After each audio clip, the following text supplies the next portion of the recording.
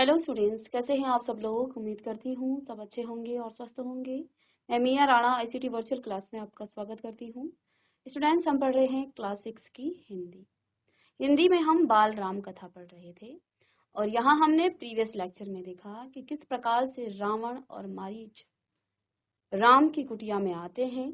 मारीच रावण की डर से यहाँ राम को जो है वो एक मायावी राक्षस है और वो राम को यहाँ पर धोखा देने आ जाता है।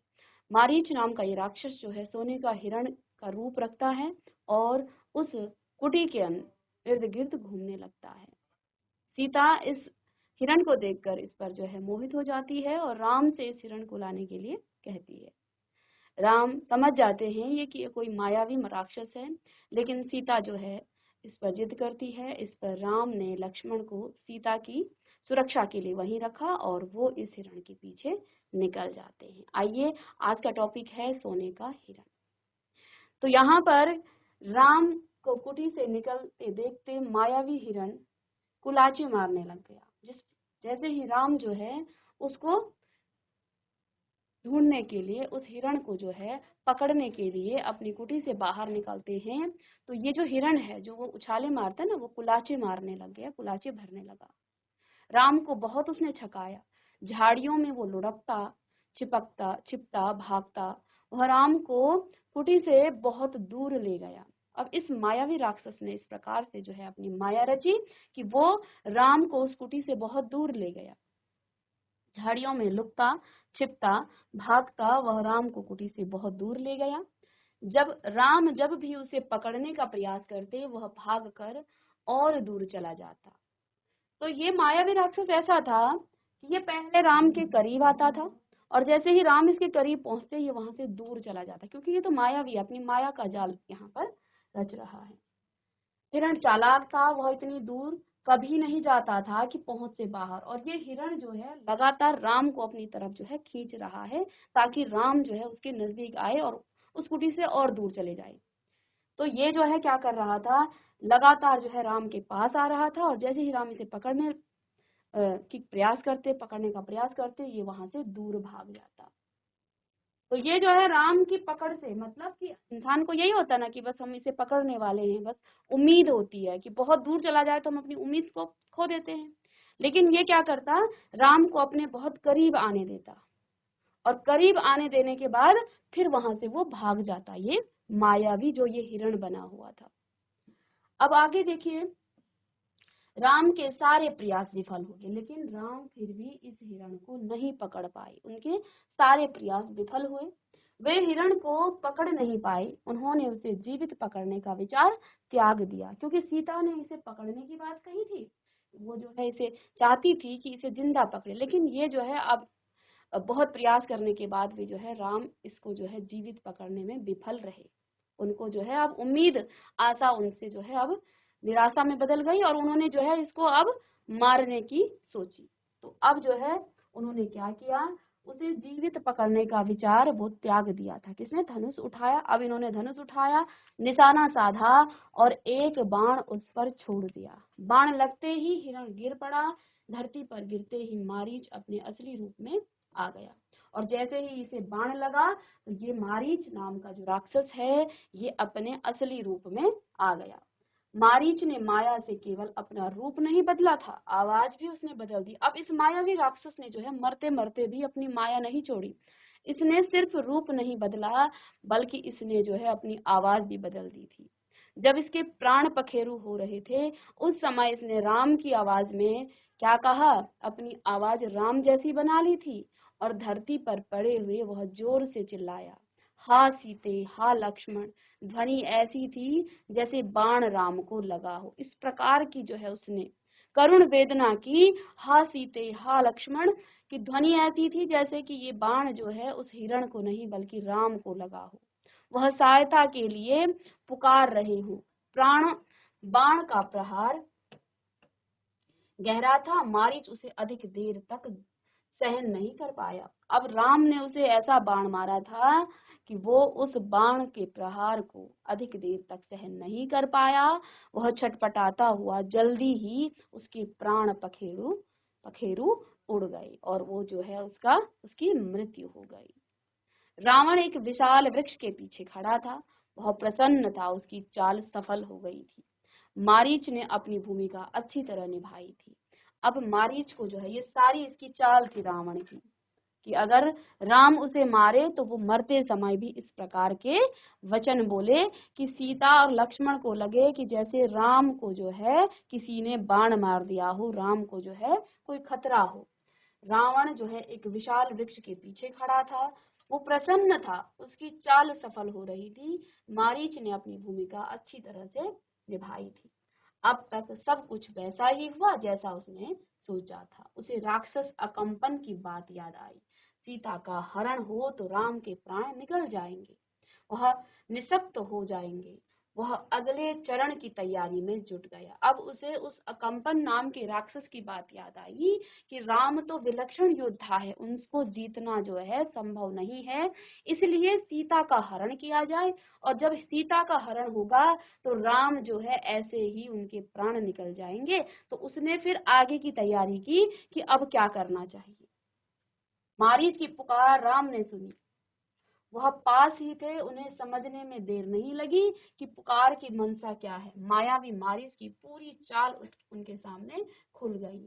तो जब मारीच नाम का ये राक्षस, जिसने हिरण का रूप धारण किया था, वो मरा, तो उसने मरते मरते भी हाय सीता, हाय राम, हाय लक्ष्मण इस तरह से कहा, ताकि लक्ष्मण और सीता को ये लगे कि राम संकट में है और लक्ष्मण जो है उस कुटी से दूर हो जाए, क्योंकि कोई भी पत्नी ये नहीं चाहेगी कि उसका पति संकट में है। तो लक्ष्मण को जो है अब सीता वहां से भेज देती है। तो उस मायावी राक्षस की जो मनसा थी वो सब कुछ जो है राम समझ गए थे। उनके सामने उसकी चाल जो है खुल गई थी। हिरण जानबूझकर भागता रहा, उन्हें कुटी से दूर ले जाने के लिए। वह षड्यंत्र का अगला चरण विफल करना चाहते थे।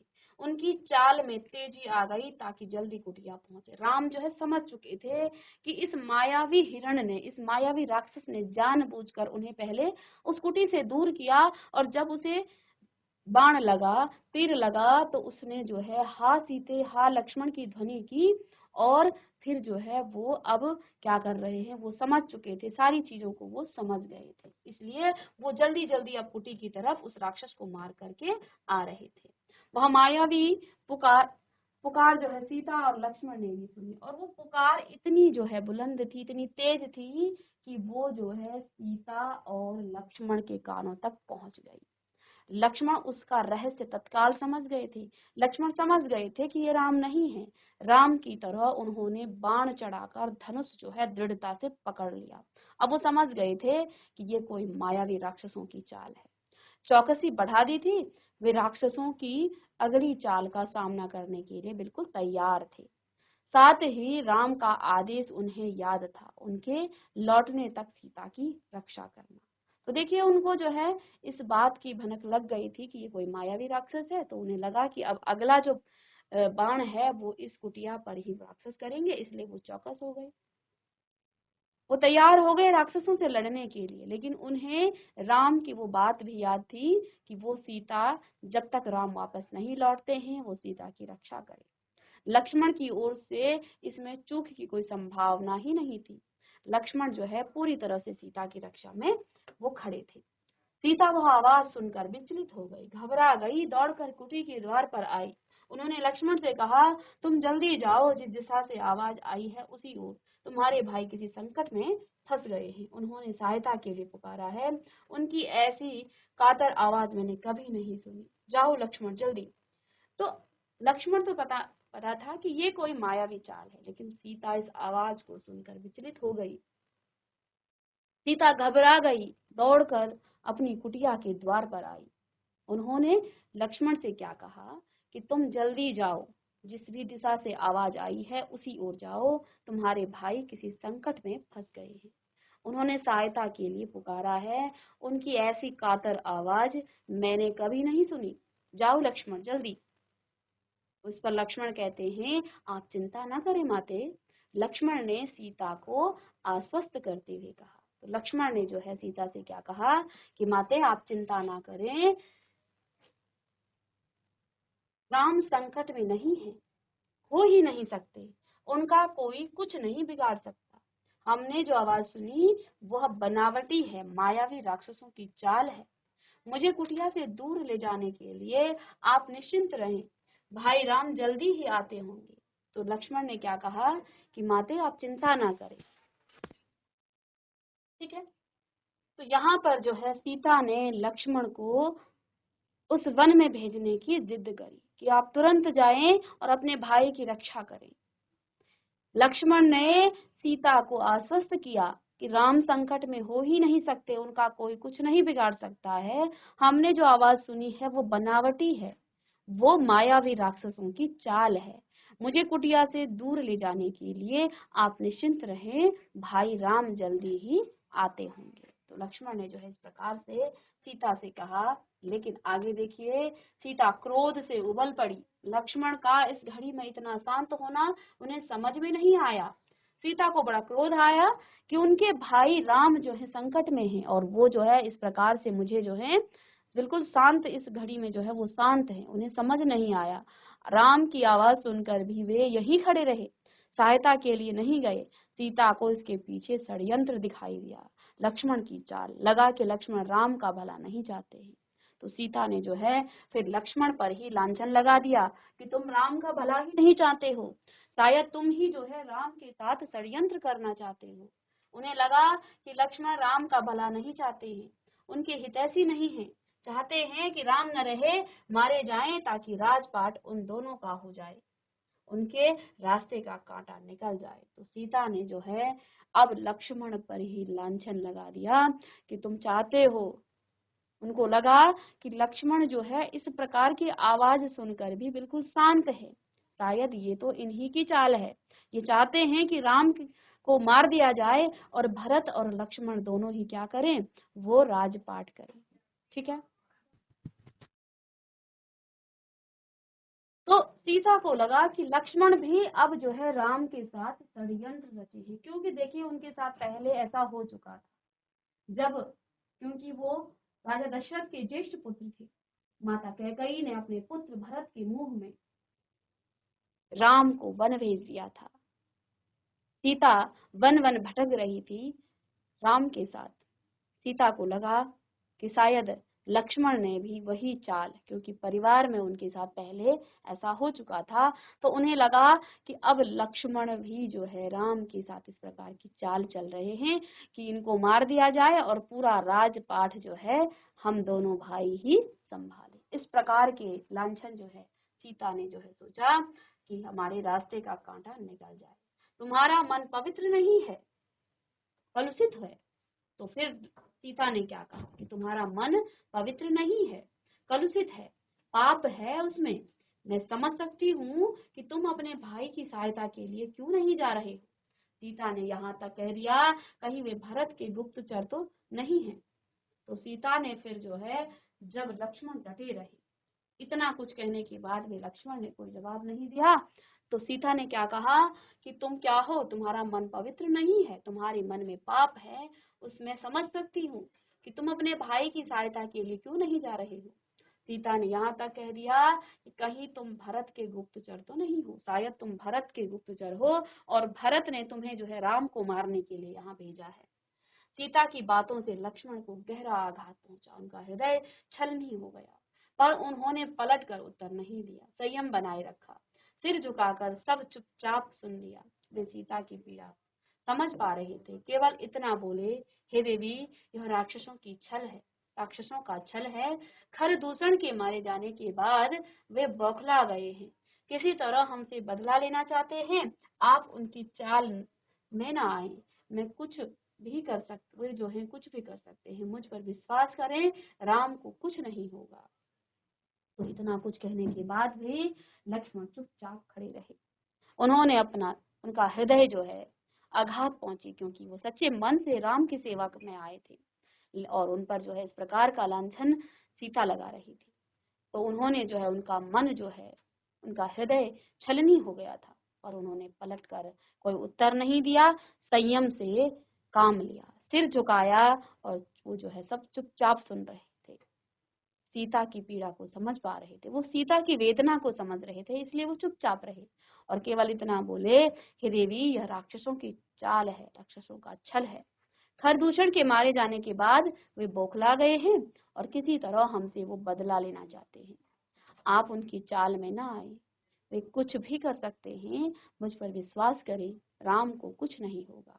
इतना कहा लक्ष्मण ने, लेकिन आगे देखिए सीता नहीं मानी। सीता का क्रोध और बढ़ गया। क्रोध में आंखों से आंसू बहने लगे। यह भी लग रहा था कि कहीं लक्ष्मण की बात सही न हो।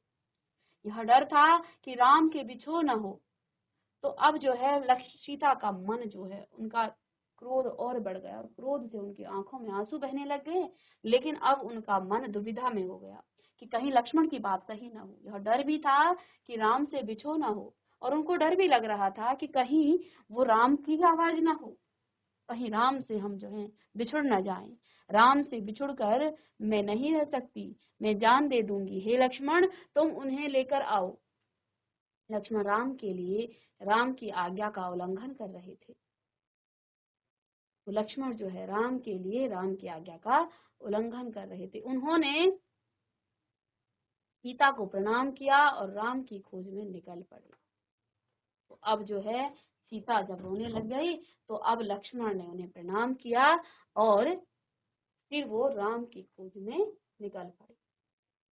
लक्ष्मण के जाते ही रावण आ पहुंचा। तपस्वियों जैसा जटाजूट भेष ही वस्त्र, वैसे ही वस्त्र, जिस प्रकार के तपस्वियों के वस्त्र होते हैं, ऐसे ही भेष में ये मायावी राक्षस लंकापति रावण जो है सीता के सामने आया, उसका स्वागत किया। अब देखिए सीता ने उसे साधु समझकर उसका स्वागत किया। रावण ने सीता के स्वरूप, संस्कार और साहस की प्रशंसा की।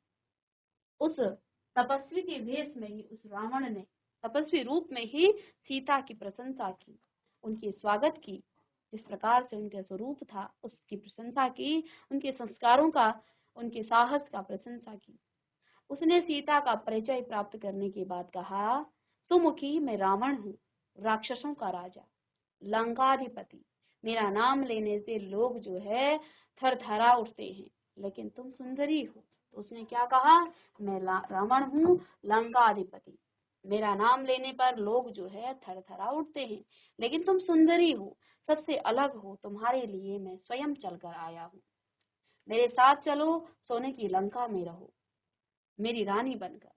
सीता क्रोधित हो उठी, कहा, मैं प्राण त्याग दूंगी, लेकिन तुम्हारे साथ नहीं जाऊंगी। मैं राम की पत्नी हूँ, मैं महाबलशाली हूँ। वे जो है महाबलशाली है, कौन? राम। तुम्हें उनकी शक्ति का अनुमान नहीं है। तुम चले जाओ, नहीं तो तुम्हारा सर्वनाश हो जाएगा। रावण ने सीता की बात अनसुनी कर दी। खींचकर उन्हें रथ में बैठा लिया। सीता प्रयास करती रही, पर रावण के चंगुल से मुक्त नहीं हो सकी। स्वयं को असहाय पाकर वे विलाप करने लगी। हा राम, हा लक्ष्मण पुकारती रही। रावण का रथ लंका की ओर उड़ गया।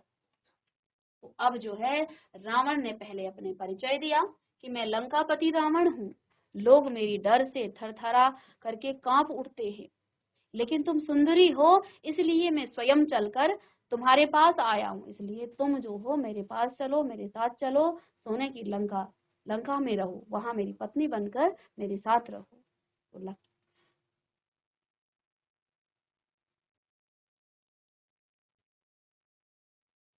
तो रावण ने जो है, फिर सीता ने उसे कहा कि मेरे पति महाबलशाली हैं, तुम उनकी शक्ति को नहीं जानते हो, तुम चले जाओ यहाँ से। रावण ने सीता की बात नहीं मानी और रावण ने सीता को खींचकर उन्हें रथ पर बैठा दिया।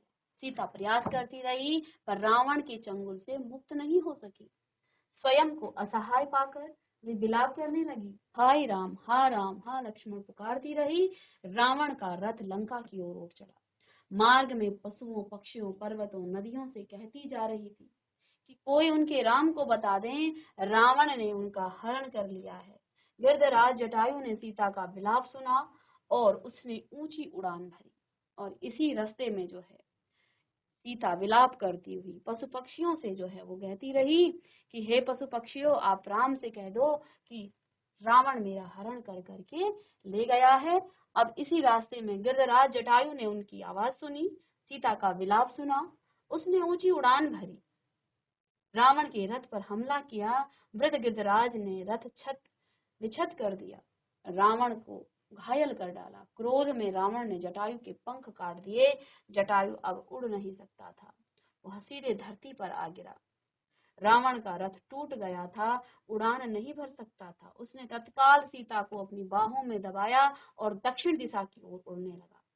सीता को लगा कि अब संभवतः कोई उनकी सहायता नहीं कर पाएगा। उनका बचाव केवल एक ही था, राम को किसी तरह समाचार मिल जाए। उन्होंने अपने आभूषण उतार कर फेंकना आरंभ कर दिया।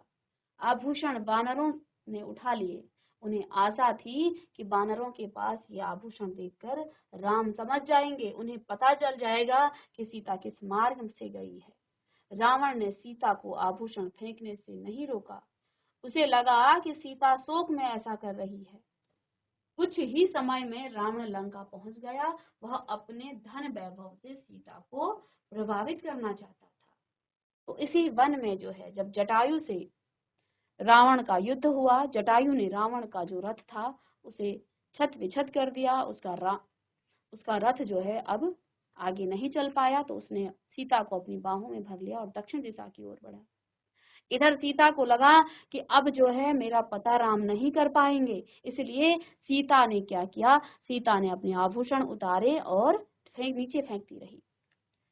रावण को लगा कि शायद ये दुख में ऐसा कर रही है। रावण नहीं समझ पाया कि ये तो सीता अपना पता लगाने के लिए राम को जो है वो संकेत भेज रही थी, ताकि राम को सीता का पता चल जाए। तो इस प्रकार से अब कुछ ही क्षण में जो है वो लंका पहुंचा। कुछ ही समय में रावण जो है लंका पहुंच गया। वह अपने धन वैभव से सीता को प्रभावित करना चाहता था। उन्हें लेकर वह सीधा अपने अंतःपुर में गया। राक्षसियों को सीता की निगरानी करते रहने को कहा और बाहर निकल गया। थोड़ी देर में वह फिर लौटा। सीता को घूरते हुए उसने कहा, सुंदरी, मैं तुम्हें 1 वर्ष का समय देता हूँ, निर्णय तुम्हें करना है। मेरी रानी बनकर लंका में राज करोगी या विलाप करते हुए जीवन बिताओगी। सीता बार बार रावण को धिक्कारती रही, राम का गुणगान करती रही। रावण को जो है क्रोध आ गया, तुम्हारा राम यहाँ कभी नहीं पहुंच सकता, तुम्हें कोई नहीं बचा सकता, तुम्हारी रक्षा केवल मैं कर सकता हूँ, मुझे स्वीकार करो और लंका में सुख से रहो। ठीक है। जब रावण लंका में पहुंचा तो उसने राक्षसियों के बीच में सीता को रखा और वहां पर पुनः वो सीता के पास गया। उसने सीता को कहा कि तुम मुझे स्वीकार करो, लेकिन सीता ने उसे धिक्कारा और अपने राम का गुणगान वो करती रही।